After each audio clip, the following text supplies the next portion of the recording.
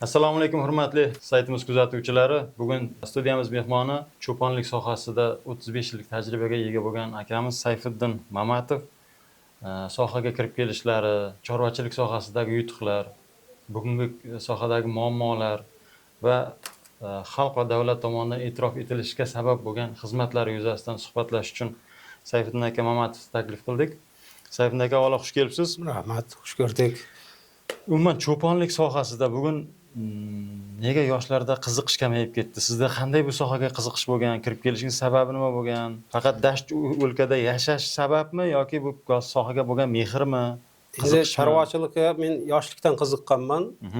Biz maktabda ham a'lo baholarga o'qiganman vaqtida. Endi mustaqilligimiz arafasiga to'g'ri keldi bizlarning maktab tugatishimiz. Maktab tugatgandan keyin qandaydir sohalarda qiyinchiliklar bo'ldi. Shu qiyinchiliklarni bartaraf qilish uchun ro'zg'orda ham ishlarimiz qiyinchiliklarga to'g'ri keldi. Shu o'qishni tanlamay cho'ponchilik kasbini tanladim. Men bu kasb tanlaganimdan juda xursandman. Chunki ko'p obro'y hurmatlarga erishdim cho'ponchilik orqasidan, mehnatim orqasidan ko'p e'tiroflar etildi davlat tomonidan ham, o'zimizning ichki xo'jaligimiz tomonidan ham, oilam o'rtasida ham juda katta obro'ylarga erishdim. Hurmatim, mehnatim orqasidan. Yani ham bir qator ishlarni qilib o'tdik. Mustaqillik qanchalik qiyin boshlangan bo'lsa, bizning sohamizda ham shunday qiyinchiliklar bilan boshlangan. Bu vaqtlar chorvachilikka bunchalik e'tibor yo'q edi, bunchalik qaratilmagan edi davlat tasarrufidagidek qilib. Har kim bilganicha qo'y boqib, bilganicha qilaydi. Veterinariya sohasi ham, boshqa sohalar ham bunchalik rivojlanmagan edi. Xudoga shukr, mana shu mehnat jarayonida yillar davomida qilib keldik. Chorvachilik 40 yilda, dehqonchilik 1 yilda deganday, mana 40 yil davomida samarasini ko'ryapmiz bu mehnatlarimizni. Bizlar 6 aka bo'lsak, 6 aka hammamiz bir sohaga ketdik. Shu chorvachilik sohasida. Hamma cho'ponchilikdan. Chorvachilik. Bizlarda o'zi sohamiz, yaylovlarimiz chorvachilikqa mo'ljallangan. Chakka bir qishloqda. Shuning uchun cho'ponchilikni tanladim o'zimga. Juda havas qilib qiziqish bilan boshladim. İşte qiyinchiliklarga to'g'ri keldi. Qanchadir qiyinchiliklardan yengib o'tdim. Hozirgi kunda mana bolalarim ham shu sohani uncha-munchasi egallayapti. O'qitdim shuni orqasidan bolalarimni ham. O'qishlarga katta o'qishlarga ham kirgizdim. Samarasini berganini men o'zim amin bo'ldim. Mana shu 35 yil mobaynida juda samarasi berilyapti. Chorvachilikda ham, men o'zimning mehnatimda ham samarasi. Har yili xo'jalikda nimaki bir taqdirlash bo'lsa, mehnatim qilaydim. Men birdan narsa umidvor bo'lib qolmaganman. O'zim mehnatimga qilganman. Shu mehnatimda so'ng rahbarlar olqishlab, hurmatlab, qo'ldan imkoniyat darajasida berib kelingan. Ana bugungi kunda shu mehnatlarim samarasini respublikamizgacha yetib borib, prezidentimiz tomonidan bir taqdirlanganiga men xursand bo'lib o'tiribman. Buni o'zimdiki nafaqat bu chorvadorlarga deb bilaman men. Chorvadorlarga bo'lgan respublikamizdagi bo'lgan juda katta e'tibor deb bilaman men buni. Chorvachilik sohasiga vakillariga bo'lgan e'tibor bir prezidentimizning bir nazari deb bilaman men buni. Rahbarlarimizga kattadan katta rahmat, shuni e'tirof etibdi. Bizni shu loyiq ko'ribdi shuhrat medaliga. Men bundan xursandman. Kelajakda mana yosh kadrlarni ham xuddi shunday tarbiyalashga o'zim harakat qilaman. Bizda chorvachilikda ham hozircha qiyinchiliklar, to'siqlar ko'p deb yoshlar boshqa sohalar tanlab ketyapti, lekin qiziqishi bor cho'ponlar ham bor. Ularni tarbiyalab, xudo xolasa yo'lga qo'yamiz. Siz Sayfiddin aka necha yoshda kirib kelgansiz cho'ponchilikka? Men 18 yoshimda o'zi maktabni bitirgan bo'lsam, maktabni bitirganimdan keyin hozir yoshlar orasida cho'ponchilik sohasiga qiziqish qanaqa o'zi? Juda susayib boryapti. Mehnatini og'ir ko'ryapti. Qandaydir dashlarda yotishlarda og'ir biladi. Zerikarli dedi. Hozir mana internet rivojlanib ketdi. Bolalar dashlarda internet ishlamaydi, bormaymiz dedi. Juda qiziqish kamayib boryapti chorvachilikqa. Mehnati ham og'ir dedi. Chang yoki bir nurida yuraman, unday qilaman, issiqda yuraman dedi. Bizlar chorvachilikni qilgan vaqtda bir ter nonman ham ketaveraydik. Bir sutkaga shu nonimizni belimizga baylaydik, bir bakalashga suvimizni olaydik, ketaveraydik. Daromadichi, balki daromad bo'lmagani uchun cho'ponchilikka qiziqmayapti. Daromadi juda yaxshi chorvachilikda. Bitta qo'yni so'ysa necha pul turishini ham biladi ular. Bir kilo go'shtni necha pul turishini ham biladi. Faqat mehnatiga agartak bayağı bo'lyapti. Yengil mehnatdan deyapti. Uni yengil mehnat istidan yurishni bayağı qilyapti. Cho'ponchilik ham juda og'ir soha emas-ku, lekin ilm talab qiladigan soha. Endi chorvachilikda sabr talab qiladi. Chorvachilikda bir xillar aytadi, bilim kerak emas. Ana kim bo'lsa o'qimagan odam ham bog'ib ketaveradi deb tushunadi. Lekin hamma sohada ham bilim kerak. Beshikdan qabrgacha bilim deb bekorga aytilmagan u narsalar. Shu chorvachilik sohasida ham juda bilim talab qiladi. Odam sirchil bo'lish kerak, e'tiborli bo'lish kerak. Oldidagi mas'uliyatli mayda shoxli molma, yirik shoxli molma, shuni kasali qanday bo'lyapti, o'zgarishi qanday bo'lyapti, shu qanday yaylovga chiqib kelyapti, e'tiborli, diqqatli bo'lish kerak. Boshqa sohalarga ham aralash joylari bor chorvachilikda. Uni bilib, xabarli bo'lib turmasa, 40 qo'yni boqib yuraveradi, daromadini olmay yuraveradi. Boshqa sohalarni ham bilib turish kerak, o'zlashtirib turish kerak, bilim bo'lish kerak. Обязательно bilim bo'lmasa, albatta bu bo'lmaydi. 18 yoshdan boshlagan bo'lsangiz, 35 yildan oshibdi. 35 yil davomida bir necha yil qurg'oqchilik yillar keldi, cho'l hududlarida yemish qolmay chorvaga, boshqa joylarga chorvani olib borish holatlari bo'ldi. Shu paytlarda sizda qanday bo'lgan? Bizlarda ham ko'chirish bo'ladi. Qanday ko'chirgansiz? Bizlarda cho'l sharoiti qandaydir iqlim o'zgarishi natijasidami yildan yilga qurg'oqchilik kelib boryapti. Uni butun dunyo ham aytayapti, bizda ham kuzatilyapti shu narsa. Endi chorvachilik nima deydi, bir bahorda bir 2 oy yaxshi bahor bo'lsa, yil 12 oyga tatiydi. Yaxshi bahor kelmadiki, yil 12 oy chorvachilik azob edi. Uni o'tari bor, ko'chirish kerak, yaylovi yaxshi joylarga olib borish kerak. Uni zahmatlari juda og'ir bo'ladi. Uni qilib yurgan odam tushunadi. Uni ko'chirishni o'zi bo'lmaydi, bir atar qo'ydi. Uni borib joylashtirgandan keyin yaylovga qo'y moslashishini bilish kerak. Bir xil joyga etasiz, yaylov yaxshi bo'ladi-yu, qo'y moslashmaydi. Qo'y moslashmadiki, uni olib borgan xarajatga tushadi odam. Shu tomonlari ham bor. O sohani shuning uchun bilim kerak deganimiz ham borib o'rganish kerak, borayotgan, ko'chirayotgan joydan oldin. Ko'chirgan joyda oldin bilib, bu qanday shuvog'i qanday, o'ti qanday, yiqimi bormi, yiqimi yo'qmi, ularni bilgandan keyin qo'ydi ko'chirish kerak.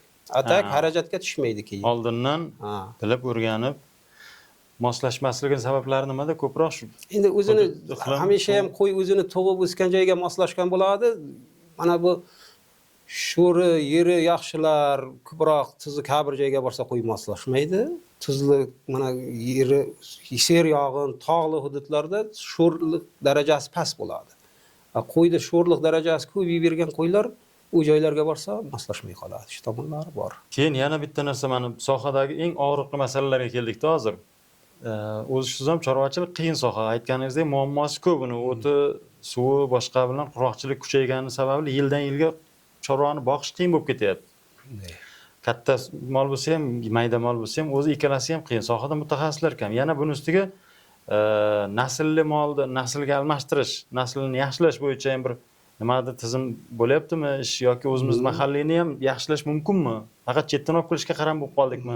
Mahalliy qo'yni menimcha rivojlantirishimiz kerak. Mahalliy qo'y o'zimizning iqlimga ham, o'zimizning mentalitimizga ham yaqin qo'y deb tushunaman. Ham bir arabi qo'y, endi arabi qo'y degani barakali qo'y degani bu. Keyingi qo'ylar chatishtirilgan, o'zlari fan bilan bog'liq joylari bor ularni. Lekin arabi qo'y ham issiqqa chidaydi o'zimizda. Iqlimimiz issiqroq iqlim. Ham sovuqqa ham chidaydi. Kechasi 2-3 soat bog'adigan qo'yda arabi qo'y hamma joyi yopiq bo'ladi. Kechasi surumga cho'pon 2-3 soat boqib kelsa, 1 yillik mana hashak yemdan ekonom qiladi, foyda qiladi. Kechasi 3 soat o'tlab kelgan qo'y kunduzi bilan, misol uchun, yemga ko'p qaram bo'lmaydi. Kechasi 12 soat yotgan qo'y kunduzgini yemga, hashakka qaram bo'ladi. Shu arabi qo'yimiz juda hosildor ham, chidamli ham bo'ladi. O'zimiz mahalliy qo'ylar.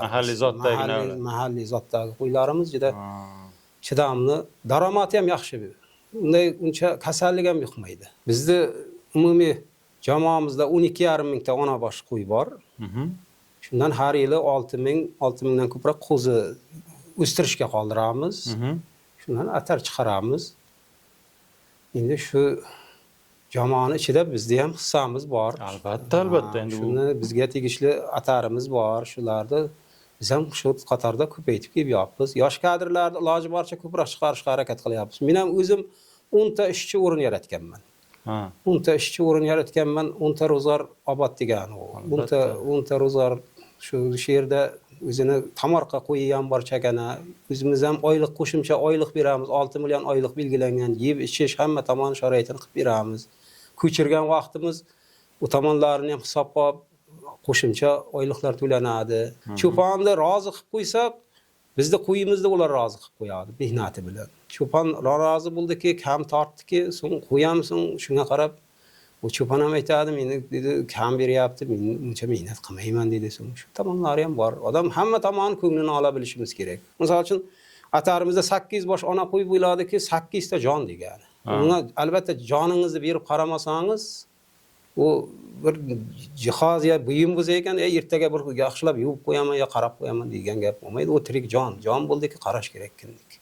Endi sohadagi nimalar qayta ishlash bo'yicha ham ozgina fikrlaringizni beraylik. Bu go'shtni qayerga topshirasizlar? Jun masalasida junlarimiz dunyo savdosida ham o'ldima bilmadim, jun mahsulotimiz o'tmayapti. Jun mahsulotlari o'tmayapti. Qorako'l teri zavodlarga topshiraydik. Birinchi o'rinda savdoda bo'laydi. Biz Buxoro Qorako'l deb Buxoro Qorako'l zavodiga topshirgan bo'lsak, dunyo tan olgan Buxoro Qorako'l zavodini. Buxoro Qorako'l zavodiga bizlar birinchi sortdagi teri Qorako'l terilar topshiraydik. Surchiligida atarimiz birinchi sortdagi terini topshiraydik. Ana shu zavod birinchi o'ringa chiqqan dunyo bozorida. Hozirgi kunda endi Qorako'l bozori ham yaxshi emas, chetga talab yo'qmi? Endi go'sht sohasini kengaytirmoqdamiz. Hozirgi ichki bozorimiz ham, tashqi bozorimiz ham go'shtga talab ko'proq. Shuni endi bizlar shuni o'ylab topyapmizki, bir go'shtchilik qandaydir bir naslini irigroq, siyagini irigroq qo'ylardan qilib turib, go'shtini ko'proq qilib yetishtirmoqchimiz. Shu mehnat shu qo'yga, lekin go'shti ko'proq bo'lishini. Qaysi tomonni qoplash kerak. Oldin bitta terini Qorako'l terini 40 mingga sotgan bo'lsa, bitta bir xalta 13 so'm bo'lgan. Bitta Qorako'l teri dunyo bozorida 40 so'm belgilangan bo'lgan. Bitta oylik bir cho'ponga 70 so'm berilsa, bitta Qorako'l terisi o'zi 40 so'm bo'lyapti. Bitta jin 1 kilo jin 7 so'm baholangan.